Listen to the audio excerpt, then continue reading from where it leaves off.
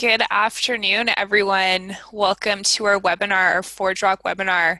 I'm just going to give a few moments for our attendees to pop in. So welcome, everyone. Thank you so much for being here today.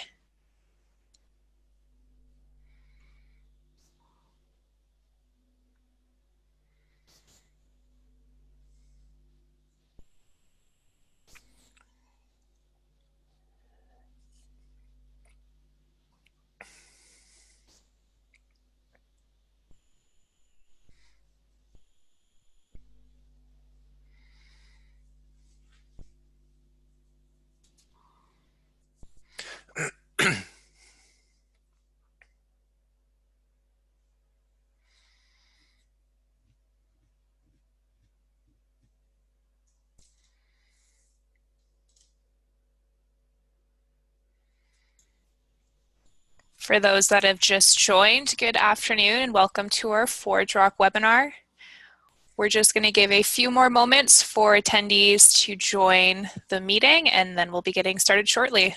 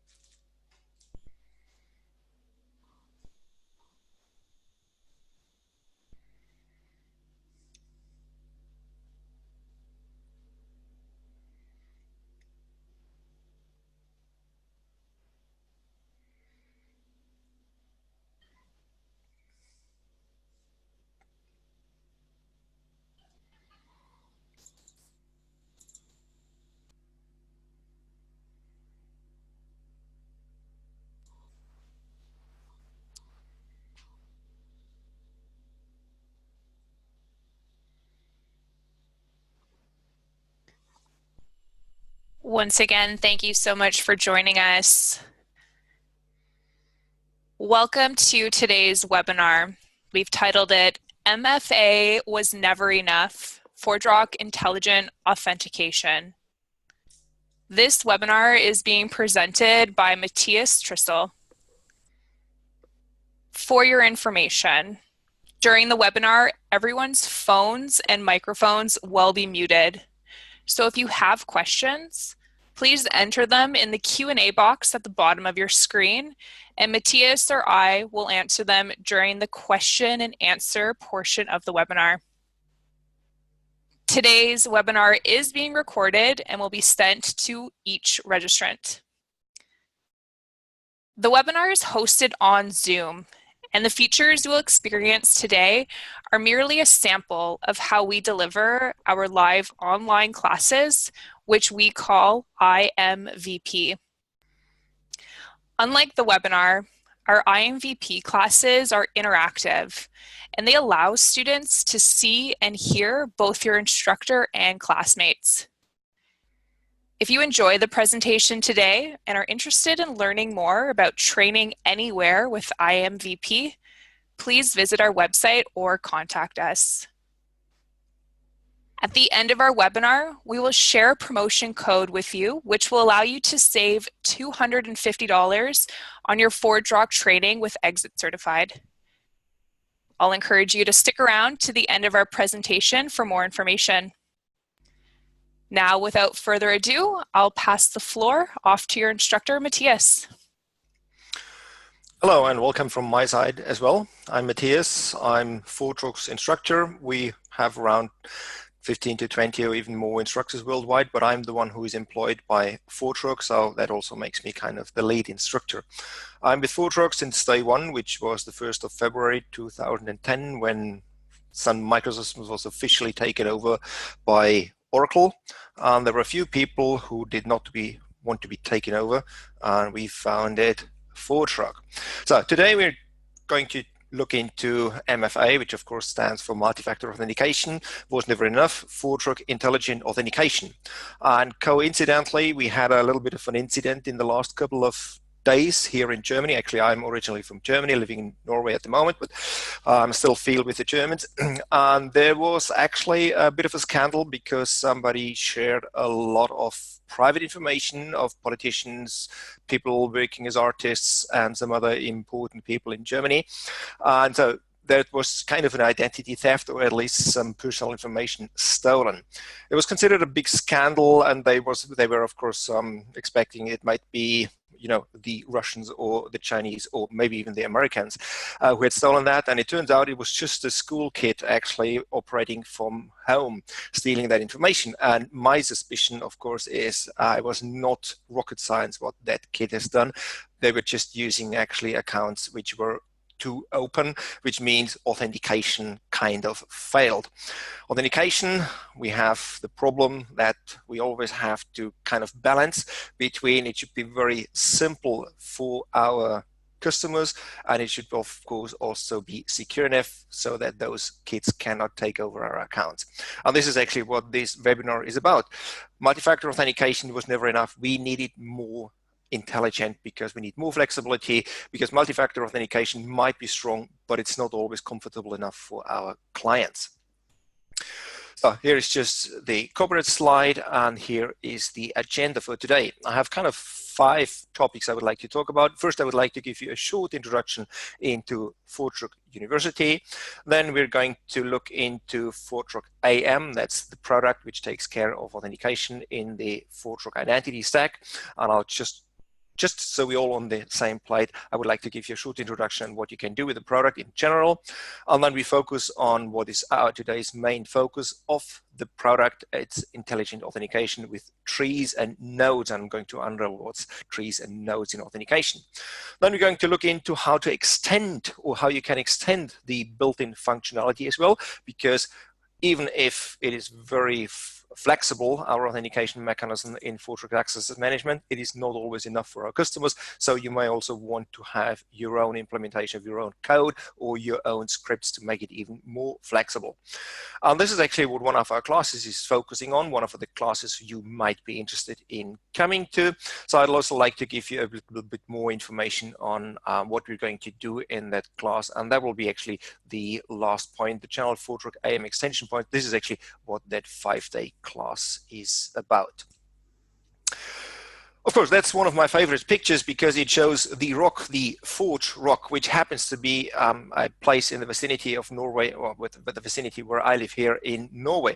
And it should not symbolize where we want to put you from ForgeRock University, but actually more like where we want to pull you off from. So if you feel like that person on that rock, a little bit with no, well, solid ground below you, but a lot of nothing around, come to our classes and we will show you all the features and introduce you all the features of our products, and you will feel much more secure after that than that person here on the rock maybe. What can you come to? Well, here is an overview taken from our webpage actually of the classes we offer. We're often starting on the left-hand side here with what we call the 100 level classes. There's one for access management, there is one for identity management. Those classes are self-paced training, which means you can just register for them. They are for free, and they give you a 2 to 3 hour introduction to ForgeRocks and what ForgeRock can do. Now, a little warning, at the moment, they are a little bit outdated. They are supposed to be updated very soon. So they're still worth watching, of course, but we will have a new version of those very soon. What we have recently updated for the latest versions of our products is the next one, the architect and implement part here. There is one called AM400, which is kind of the predecessor for the AM421, the class I'm going to talk a bit more about today. It's for people who are supposed to implement the access management of ForgeRock, and that class should give you a solid introduction to that. The same we offer for the identity management area of ForgeRock. So here we will give you the core concepts and the core functionality, and it's a bit more than just the core functionality. We're going a bit deeper here into what you can do with ForgeRock's identity management. And the same, of course, we would also do for ForgeRock's IG, for the identity gateway, and that is covered in another class. It's called IG 440, which you can show down here. If you are more interested in the development side, in the extension side of what you can do with our software, then you might also be interested in that class called AM421, which is a developers class. It focuses on those people who write extensions for the Access Manager. Especially the Access Manager, but also the Identity Manager are pretty dependent on a directory server, which is called ForgeRock Directory Server, and you have to maintain that directory server. It becomes a very critical part of the infrastructure usually, that is focused on in the class down here. And if you're happy with the knowledge you have learned and now you want to show the world that you can also apply that knowledge, then you might want to come to one of our certifications. So we have a certification for the access management and we have a certification for the identity management. The identity management certification was recently updated, so it's brand new, focusing on the latest version of ForgeRock software. The access management certification is currently under review and it will be re-released in a couple of days. I believe 14th of January is the next release date for the most recent version of that certification.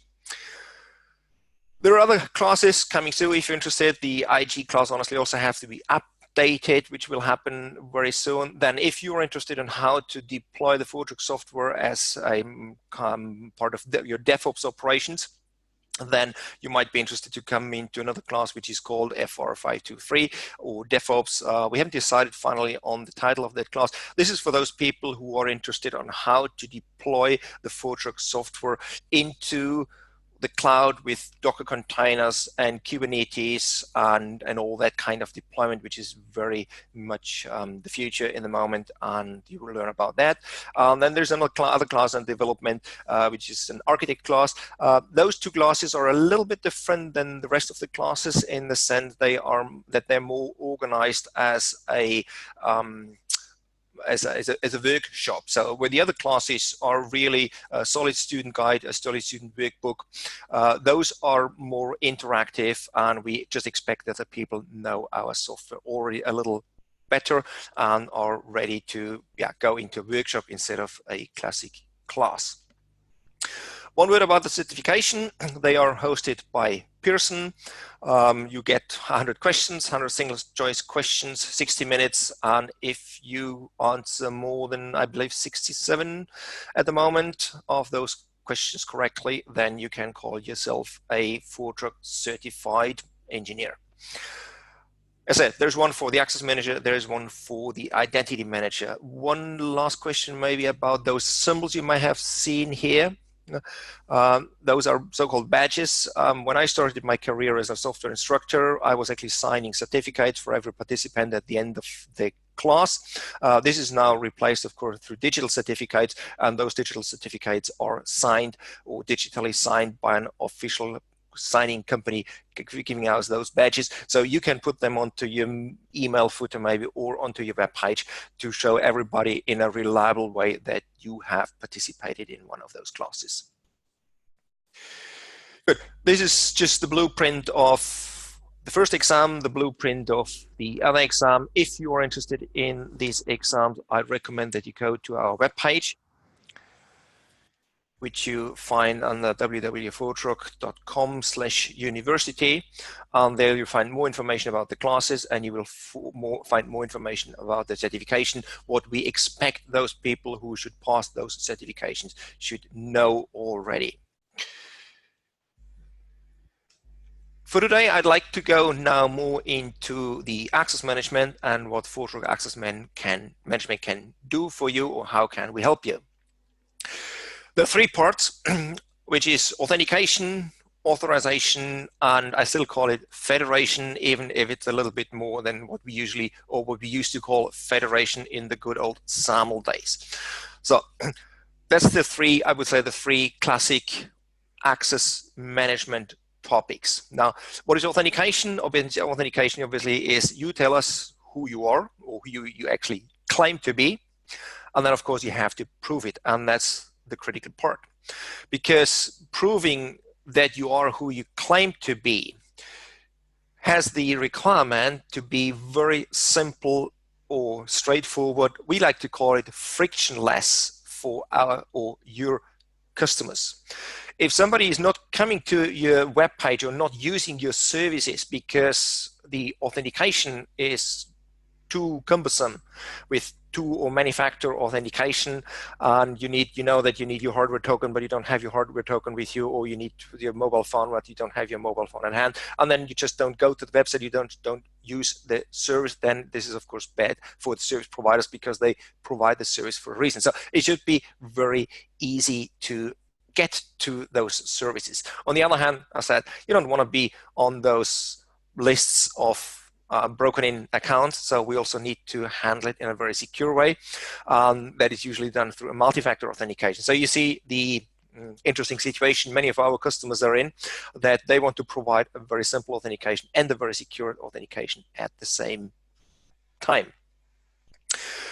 So means of how you can prove that you are who you claim to be, of course, is the Google password authentication, or HOTP is HMAC one-time password, TOTP is time-based one-time password. That would be hardware tokens, for instance, like Secure ID offered by RSA, for instance, or with the with those applications we have on our phone these days, like the Google Authenticator. We from ForgeRock have our own implementation of an authenticator, which is of course called the ForgeRock Authenticator, which you can also brand in your own way and use that as a time-based one-time password mechanism. Now, as I said, classically, the security comes through multi-factor authentication. We have that implemented in our access manager through so-called authentication chains. Authentication chain has one or more factors, and then we have the classic four situations which would be required, requisite, sufficient, or optional, which actually judge whether you are authenticated enough now or whether we have to ask you for another authentication means.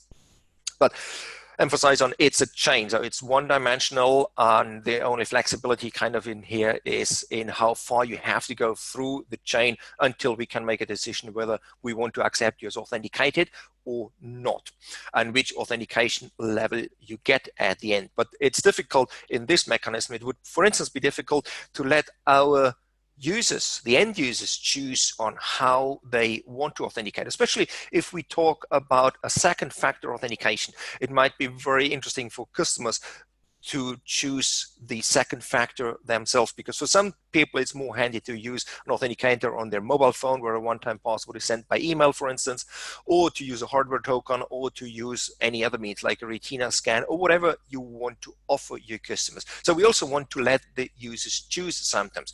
We also want to let the users choose on how strongly they want to authenticate at the moment now. Of course, if you choose a very weak but very comfortable authentication, then you may not be able to do as much as you can do with a strong authentication, which also means authentication these days is not I authenticate once for my session and then I'm done with authentication for the rest of the session. What we have to do these days is that we have to kind of re-authenticate or authenticate the people with another factor at the later state when they want to go in a more secure area. My example always, you go on a web shop, as long as you only want to scroll through the catalog. Well, of course, the people who maintain the catalog want to know who you are, because from what you are scrolling at or what you're looking at, they want to find out what you're interested in. So you should do that with a very low level. You should be able to do that with a very low level and very comfortable authentication, sometimes even authentication which the end user does not even recognize as an authentication. But that at the moment when you have chosen what you want to buy and you go to log out and you go to pay for it, we may want to pull your credit card number if you allowed us to store that credit card number in your user's profile. We may want to even pull that from your profile and use it for your payment process. And then, of course, we need a much, much stronger authentication from our users at that moment. So as I said, classically, we use multi-factor authentication, and now the kind of new thing in ForgeRock is what we like to call intelligent authentication, which we do with authentication trees, which are not only one-dimensional, they can actually have kind of a split of the authentication, and then depending on the situation or depending on the preferences of a user, we go the right or the left path. And we call them authentication trees, and the entities are called nodes, and we will go into more details of that in just a few slides. Well, this is a summary slide comparing trees versus chains. honestly, I stole that slide from the appropriate class, so I don't want to go into more detail. We don't have all the time here. It's kind of a teaser of what we would go into much more detail if you would come to one of our classes. Now, authorization is another important topic of the access management system of ForgeRock. We have combined it in the same system, and I may go into that slide here.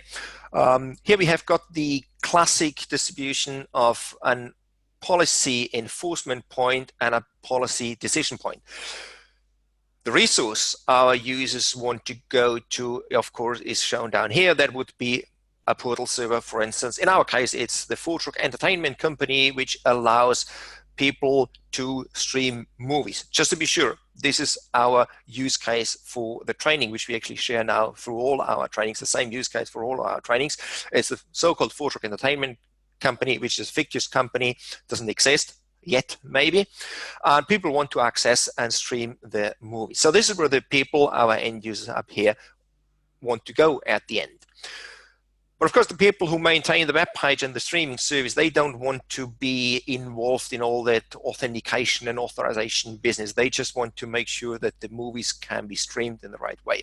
So we need a policy enforcement point, which just makes sure that everybody who can pass the policy enforcement point is legally authenticated and authorized to stream that particular movie. In the example, we even have different types of movies. We have standard movies and we have premium movies to just have an idea of also have different kinds of users with a different subscription. Anyhow, the policy enforcement point actually will, upon a request from the end user, make an evaluation request to the policy decision point. So that's the entity with the brain. That is the entity that makes a decision whether that user should be allowed to have access to that movie or not. Now, this policy decision point, of course, usually is not only protecting a single resource, it may protect a whole couple of resources. And that allows us to gain much more information about a user and a user's behavior, and allows us to dynamically make a judgment whether this same user should have access to a resource. Let's say that would be a more sensitive resource than just streaming a movie. And we want to be very flexible, and we want to do that context related.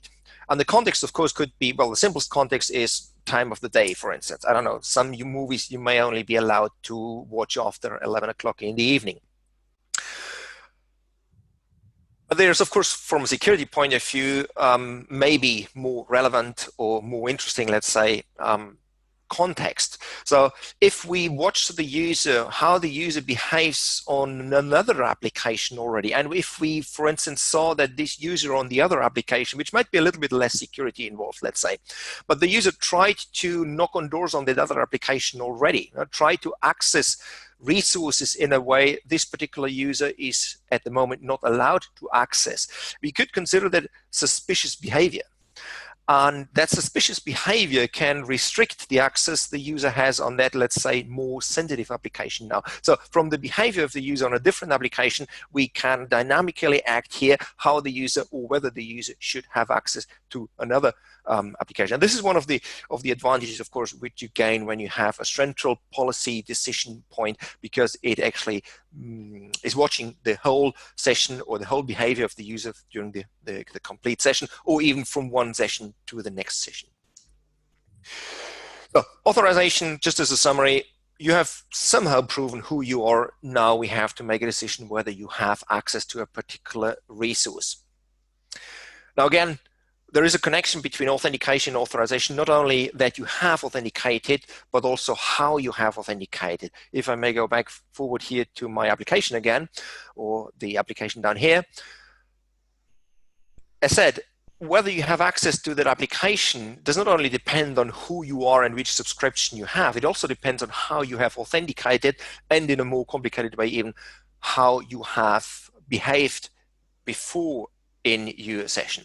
So this is all information we want to take into account before we make the final decision to let you through to the application. And then, of course, we have those policies, and the policies are comprised of the resource somebody wants to access, the subject, which just tells us who the user is, some action, for instance. We have to know what action is the user going to apply on that application here, just looking at the document or deleting a document or uploading their own documents, for instance.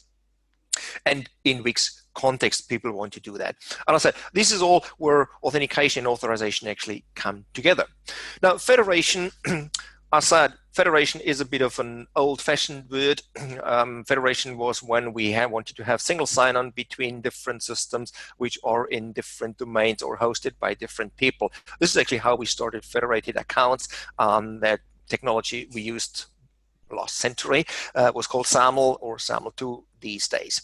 So distributed authentication these days, and of course, ForgeRock Access Management has SAML implemented. Actually, ForgeRock Access Manager, when it was still Sun's Access Manager, was one of the leading providers or the leading drivers of the SAML standard, because Sun at the time already saw the potential of cross-domain. Now, these days, we call it Internet single sign-on, and that there is a necessity for it, even if it did not really break through when SAML was invented, a couple of 20 years ago, maybe, or around about 20 years ago.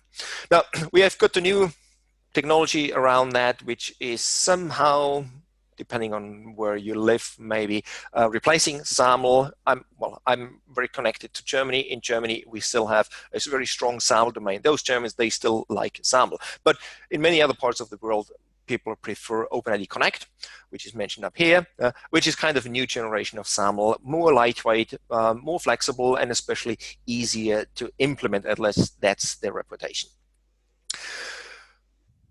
With the same technology, or actually OpenID Connect, you probably know, is based on OAuth 2. OAuth 2 is not an authentication protocol. It is actually, or single sign-on protocol. It's an authorization protocol. It is designed to authorize a third party to have access to your or your user's resources on behalf of the user or with the user giving the allowance.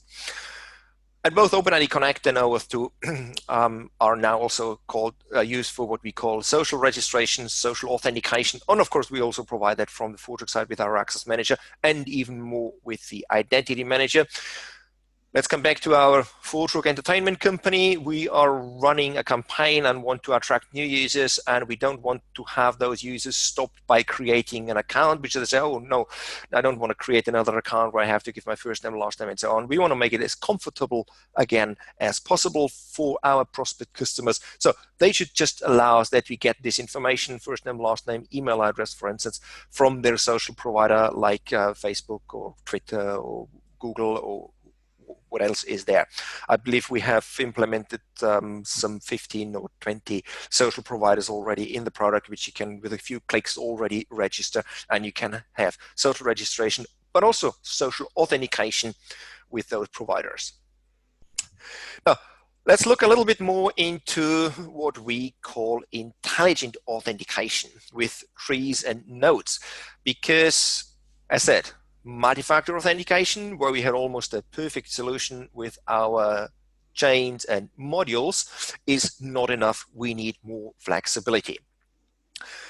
Slide just summarizes a few of the requirements and a few of the options we have. For instance, for authentication, there might be a fingerprint authentication mechanism here and a username and password mechanism and a couple of other mechanisms.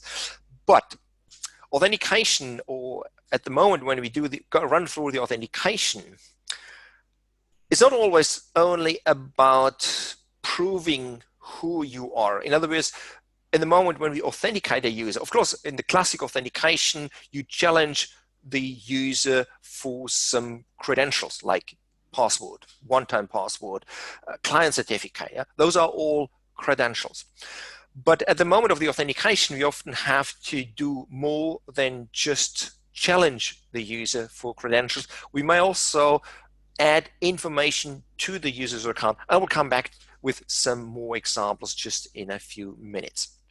Now, in the authentication trees, we'll see in a few more details in a minute, we have the so-called nodes. A node is, for instance, collecting information from the user, like a username, a password, a certificate, things like that, one-time password. And I have an impressive list actually, which we're not going through, but I couldn't resist to put it on a slide, and I counted it was 46 different nodes we have at the moment, and the list is still growing. So these are built-in nodes. But guess what?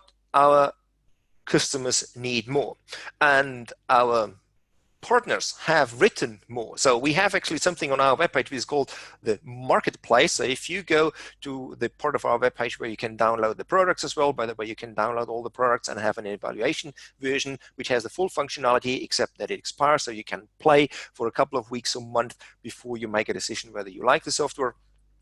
So this is actually a server which is called Backstage, very easy to remember, because ForgeRock is rock in Norwegian. ForgeRock was actually founded originally in Norway, and the Norwegians, they're very fond about their rocks. So, but we're also, of course, those cool rock musicians, right? And those rock musicians sometimes give out a special pass to their special friends, which is a backstage pass.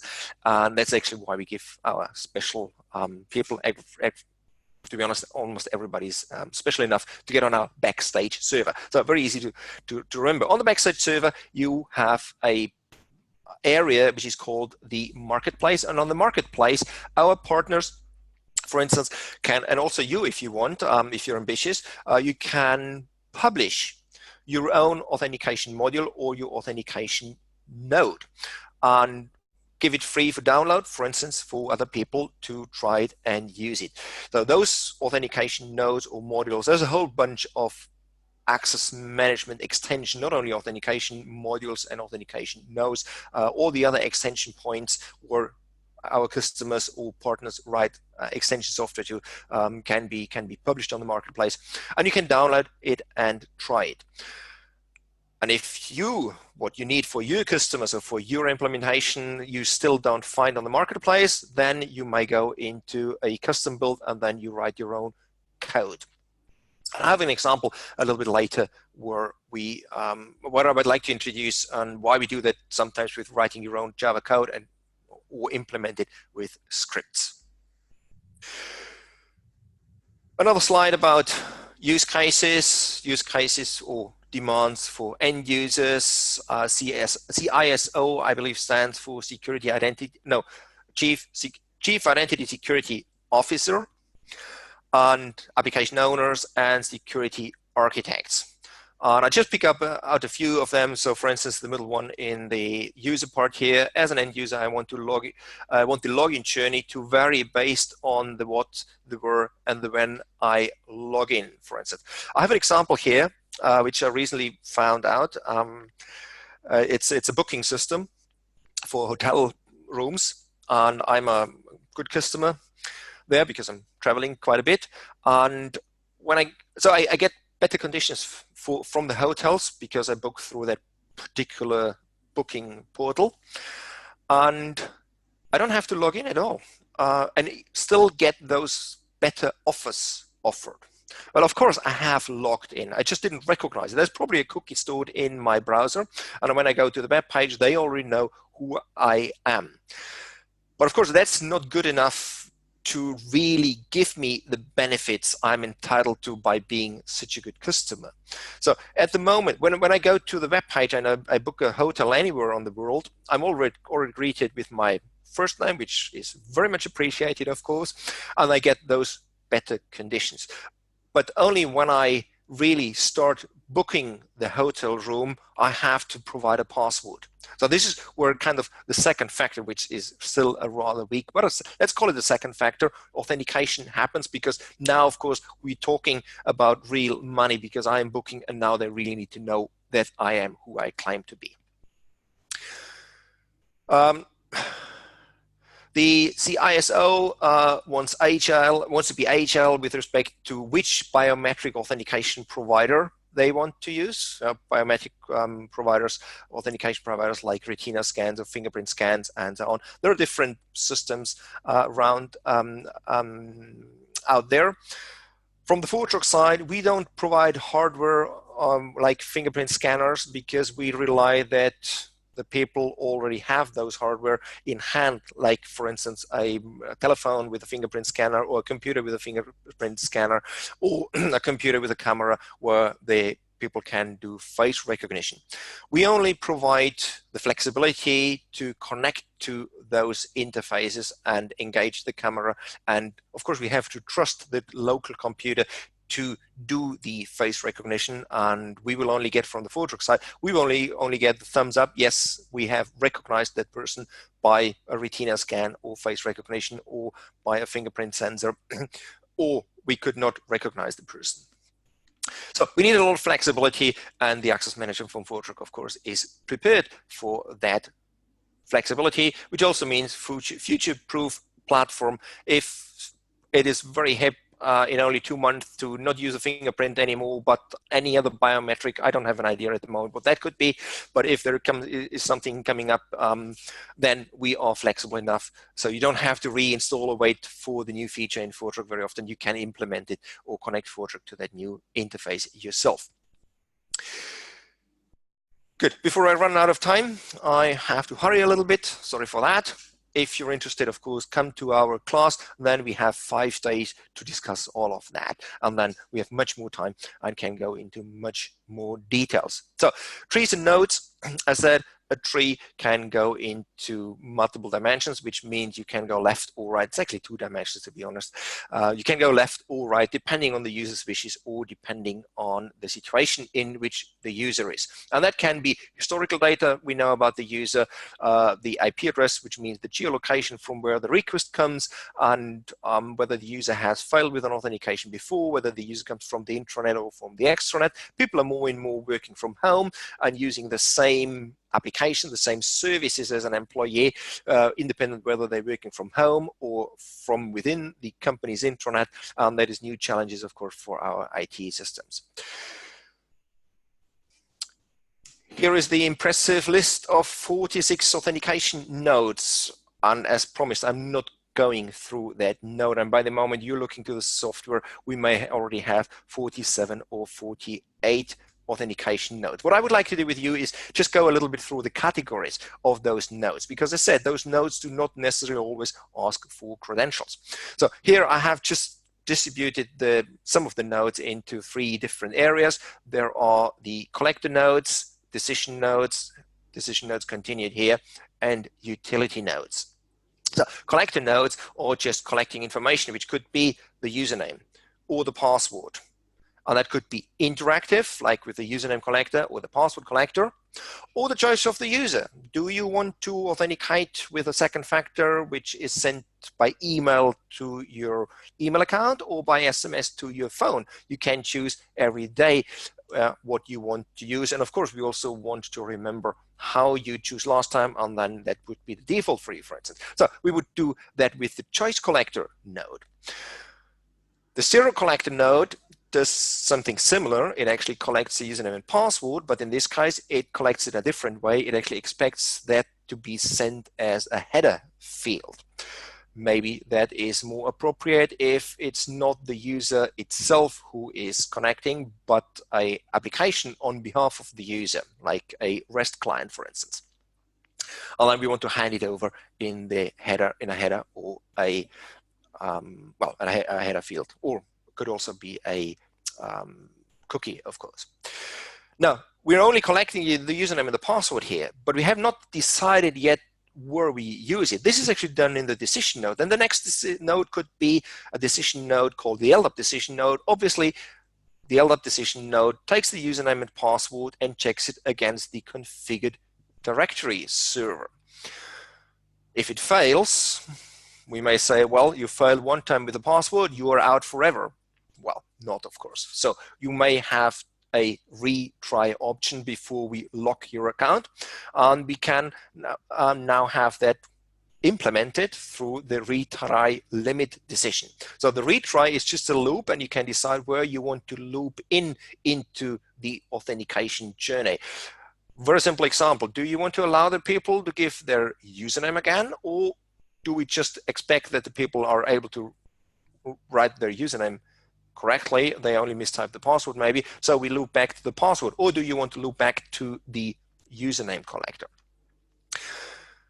The retry limit decision node, honestly, is the configuration where you specify how often somebody is allowed to loop before the next node will be in, which is the what is it?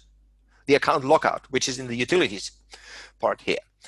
The account lockout node actually can do two things. It's called lockout, but it can also, so you will get your account locked if you hit that node, but it can also be used to unlock your account. So as part of the authentication, we may even give a user a chance to give us some more information, like knowledge-based questions or interaction with a help desk administrator or one-time password sent, and then that could lead to having the account unlocked again. This is how it looks for an administrator if you want to use our graphical tool, our graphical editor here. Each of those boxes are representing a node. And you see we have got the persistent cookie decision node. Well, that obviously reads on a cookie, which we store as a persistent cookie on the browser. So we see it, or we have some information we want to store on the browser side between sessions from one session to the other session. That's why we actually explicitly send it as, or store it as a persistent cookie. This one actually is the slide is actually focusing on the choice collector here. Here we allow the end user to choose which second factor they want to use. And here we have got an iris scan, a push app that is actually a push notification which is sent to, for instance, the ForgeRock Authenticator, an application you put onto your mobile phone. And I said, very similar to the Google Authenticator, or whether we want to do it with voice recognition. Here we have got another example, a contextual personalization. So in this case, as an app owner, I want to know how many users in EMEA log in via Android to better target the content which we want to display. So by knowing what device the user has, we can store that in the user session, for instance, and then the different applications can send the content in the appropriated way that it is best displayed on an Android phone, for instance. And we can collect that information already at the login stage. And this is one other case, what I just mentioned before. Authentication is not necessarily always for collecting credentials or challenging the user for the login. We may also collect some other information at that point, which we may even use just later in the same session, or put it into the profile of the user and use it in the next session. And that could be like preferred features the user chooses here, or devices the user has used, but of course also security relevant information to detect automatically detect whether this is the same user by using the same device as last time, or whether the device has changed. And if the device has changed, then we may have to ask the user for a little bit more information than if it's exactly, or from our point of view at least, it looks like exactly the same device the user has used before. And we can trust the user because that would mean that an intruder would not only have stolen, for instance, the password, but also the mobile phone.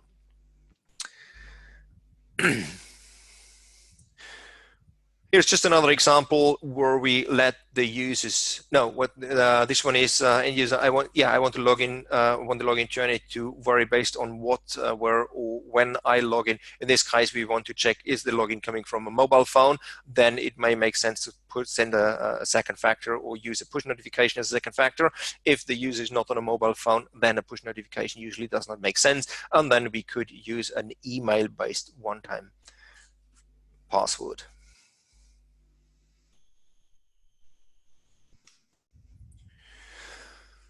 Talking about being flexible and connecting to external authentication mechanisms. Here is one on the web page you may have heard of already. Have I been pawned? Actually, the web page is, I believe, written the same way. So the host name is called haveibeenpawned.com or something. The idea of that web page is if, for instance, there was a little incident with LinkedIn in 2012, wasn't it? Where somebody stole, I don't know, only a couple of million accounts from LinkedIn, including the hashed passwords. At least they were hashed, not encrypted. But you know how it is with easy, too short passwords. They can be brute force decrypted, even if they are hashed. That means if your LinkedIn account was stolen at that incident, your password is not trustworthy anymore. You may have changed it on LinkedIn, but that doesn't mean you also changed it in everywhere else where you used the same password. And this is exactly what we on the ForgeRock side or our customers may be interested in. You provide us, let's say, an email address as a username, and we know, because we are very secure, that your account was not broken in on whatever your service is called, provided by ForgeRock, the authentication provided by ForgeRock. But we know, or through that page, we can find out that that same username was broken in another account, LinkedIn in this case, in my example, which means if you're using the same password, your password is broken, or your password is also broken in your account which you have on this service here. And this is actually just raising a suspicion. It's not, you may have used a different password here, and everything is fine, but still we cannot trust your password as much as we could if you are using a user account which was never involved in any break-in, let's say. Now this is exactly what we find out through that have I been pawned account or service. And this is simply a REST service. You can also use the web interface, of course, but they also provide a web service, and you can find out through the authentication in ForgeRock whether your account or your user's account have been pawned in a different account already or in a different context already. And these are things, of course, those services, they pop up rather frequently these days, offering new services, and we want to be flexible in ForgeRock, or we want to provide you as our customers enough flexibility that you can implement those services kind of on the demand. You don't have to wait until ForgeRock provides you with a solution here. And this is sometimes done through more or less configuration, and sometimes we need, or our customers need, to extend the AM authentication options as well. And this is what we will look at in the next part here. In the training, which we would like to advertise here, the use case is the following. It's rather complicated use case because we wanted to have something where we need a lot of customization, and we definitely need a customization. So the idea of the people here is when a user authenticates, the user has to make a decision which role they want to use. You can look at it like a sudo command in a Unix system or an execute as administrator on a Windows system. I believe it's called like that. I haven't used Windows for a while.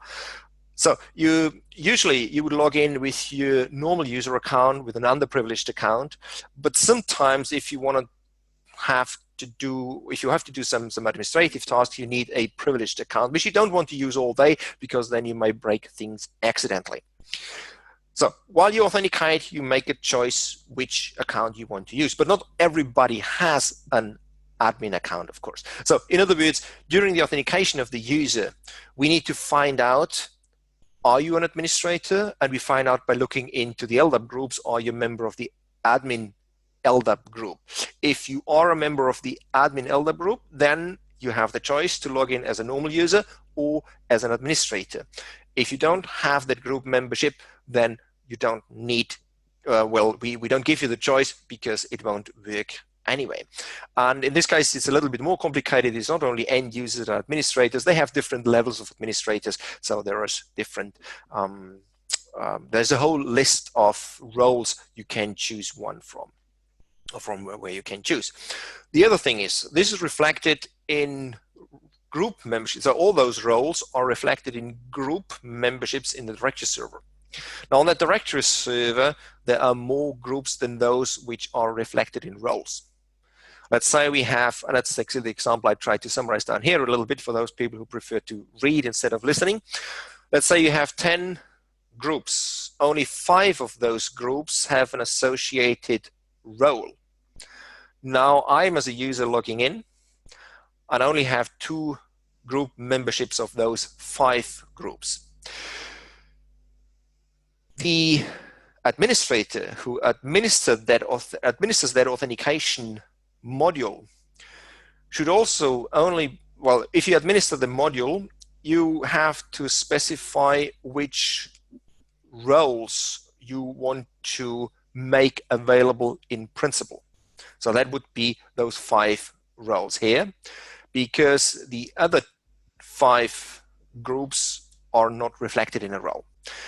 We want to make it easier for those administrators. So when an administrator administers the authentication node here, we want to dynamically give them the list of groups. That would be those 10 groups.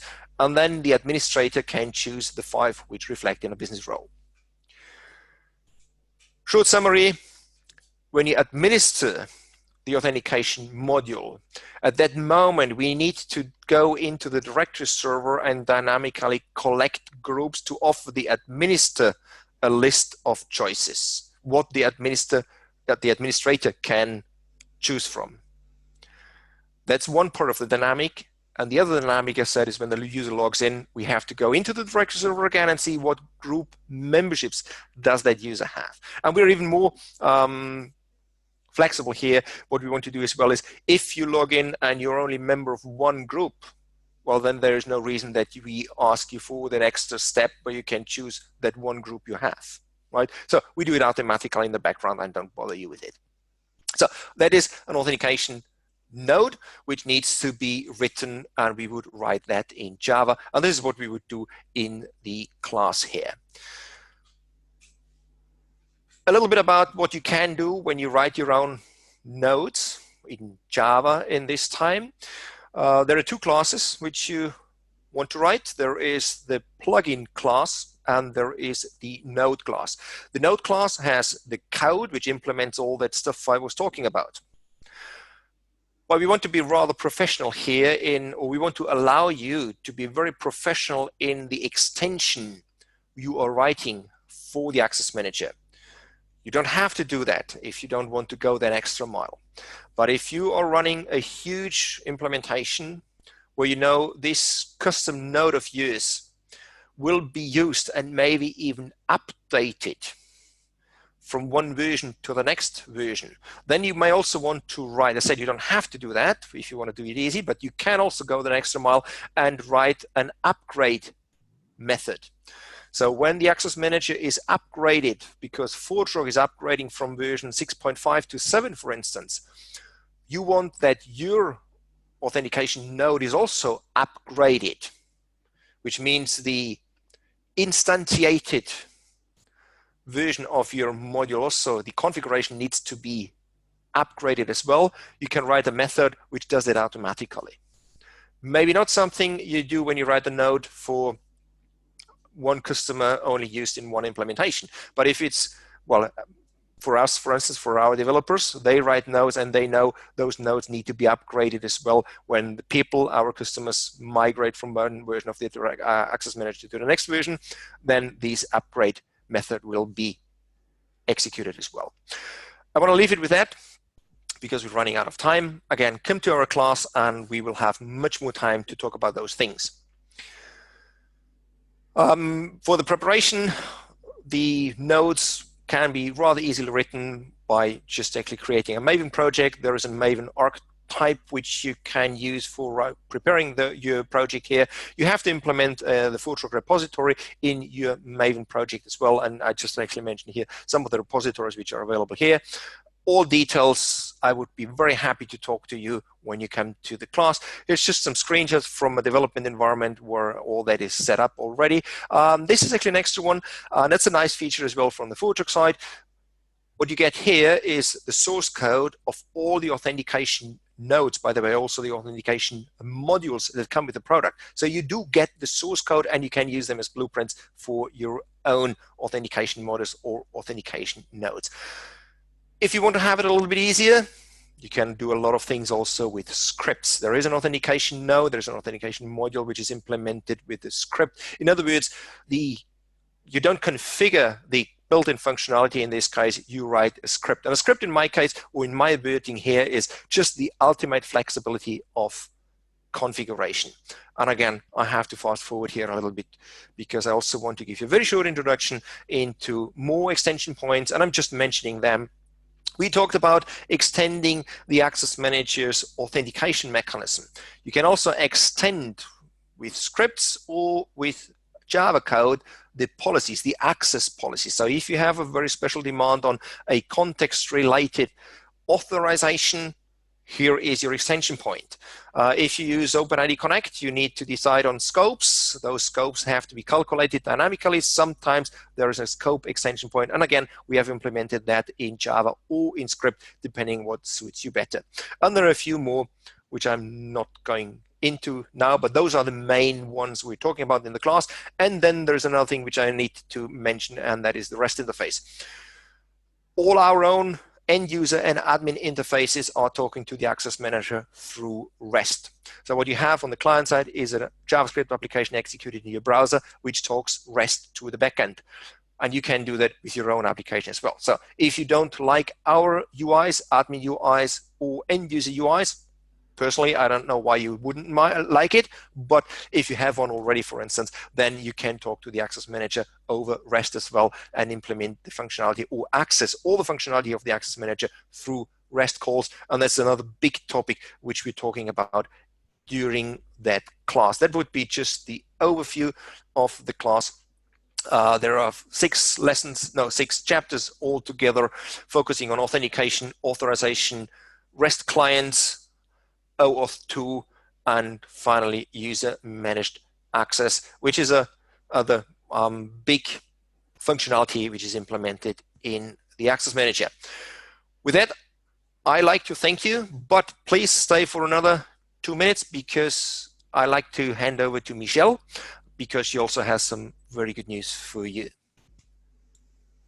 Thank you so much, Matthias, and thank you to each and every one of our attendees. That was a ton of information, and at this point, I like to open the question and answer box. Now, this will not be an oral Q&A, rather a written Q&A. So at the bottom of your screen, you should see a little Q&A icon. Go ahead, pop your questions in there. Matthias, there is one sitting in there. If you could take a look at that, that would be awesome. While questions are piling in there, I just want to also remind everyone that today's webinar was recorded and we will send a copy to each and every one of you. You should receive that sometime by the end of this week. And I opened by speaking of a promo, so I will close with that too. You can save $250 on your ForgeRock training with Exit Certified. Please visit our website for more information. All right, Matthias, back to you for the Q&A. Okay, there is another slide which I was supposed to present. I'll do that now. And the questions I see here is only about the recording. So I can read the question off to you. The question is, can cookies be deleted with a browser quit? Yes, but that is not exactly a access manager question. It's a browser question, of course. And yes, you can delete cookies from your browser. And well, there is a ton of consequences or why you may want to do that or why you should do that. Usually users, of course, don't do that. Cookies are not meant to be even known by end users. But of course, some smart users may know about those users and the users can delete those cookies. I'm afraid that's the best answer I have. I believe the question is focusing or is a little bit deeper, but I'm afraid I missed the point. So there was a piece added to it. So IDM password resets versus persistence of IG or AM for other reasons. I've posted that in the chat. Okay. Well, password resets can be established through the access manager and through the identity manager, and we provide some extra security mechanisms out of the box in the interface, in the end user interface. That extra would be, for instance, authentication, knowledge-based authentication, KBA. Another means would be that we send a link to an email address, and then you can use that link in the email address to set a new password, because we have to somehow find out what that you're really the user who you claim to be, who wants to reset the password. Of course, we also do the usual, well, I don't know whether it's usual, but we do the Google reCAPTCHA to at least find out that you're not a robot. And we also have an API there, which you can also use to extend the functionality. So if you want to have sent that code, which allows you to, it's kind of a one-time password or code, which you need to be allowed to reset the user's password, hopefully your own password. We can also send that by SMS, but then you would actually have to write your own code. This is another extension point, by the way. And you can also even implement that into your authentication tree, but I'm afraid then, or not afraid actually, then I'm excited that you probably want to write your own code and come to the class and learn how to implement that with your own code.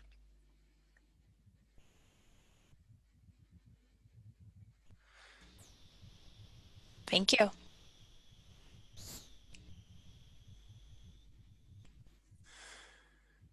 Any other questions? There was a question that I can answer. So the question is AM 421 being offered on February 4th? We do have a class running February 4th. Now it is tentative. It's not confirmed to run, but you can enroll in this class. I'll post that registration link in the chat for everyone.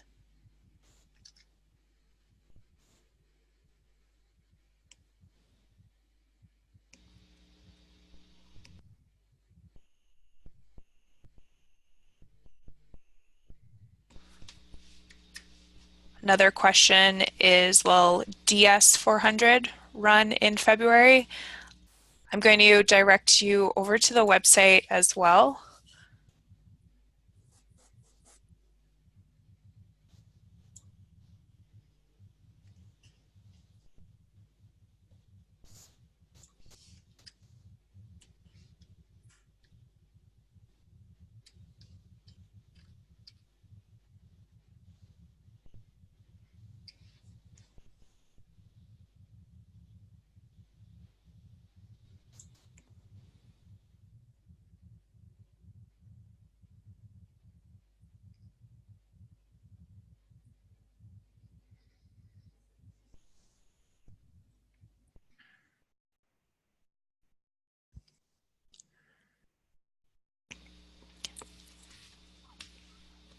All right, so the registration links have been shared.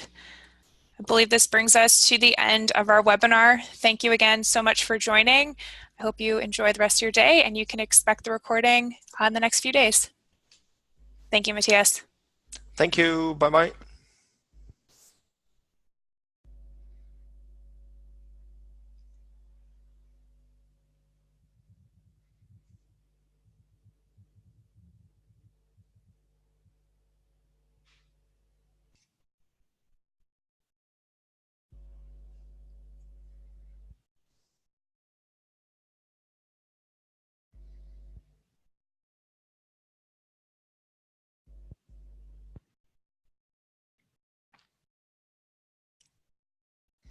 Oh, here's a QA. I didn't see.